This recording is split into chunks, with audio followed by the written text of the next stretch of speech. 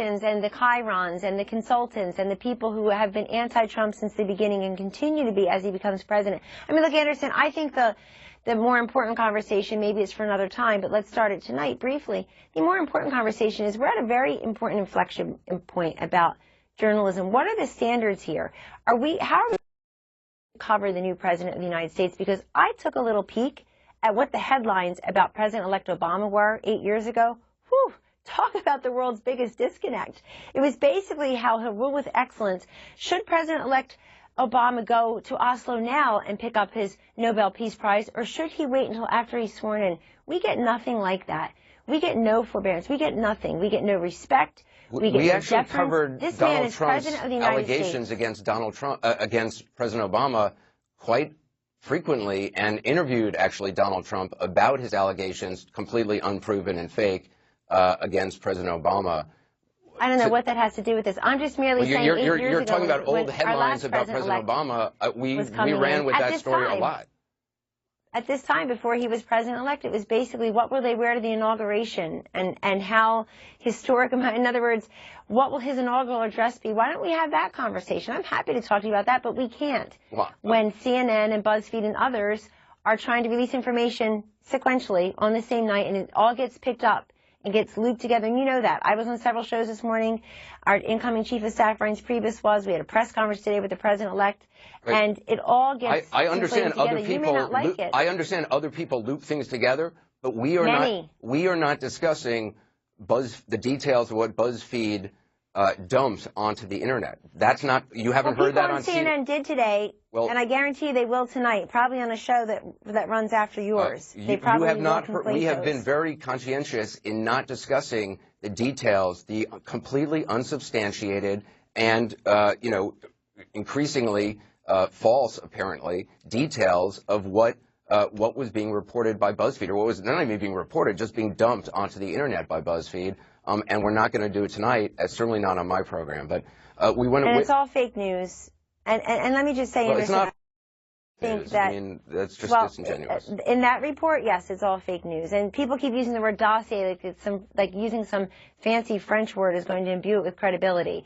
It's an internet report. It is not an intelligence report. It's a collection of stuff that came from political operatives. Yes, I agree. Who wanted a different candidate to win. We agree on this. But Anderson, look, if a business doesn't do well some year, they usually clean house. They usually get rid of the people who embarrassed them, who didn't meet their projection goals, who said things that just weren't true and made no sense. And I just don't see that at CNN and other places.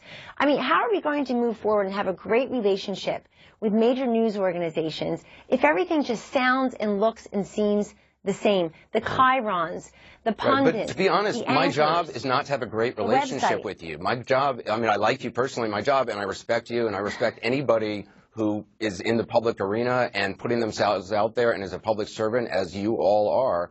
And I respect the President-elect enormously for all he's done and all I hope he's going to do.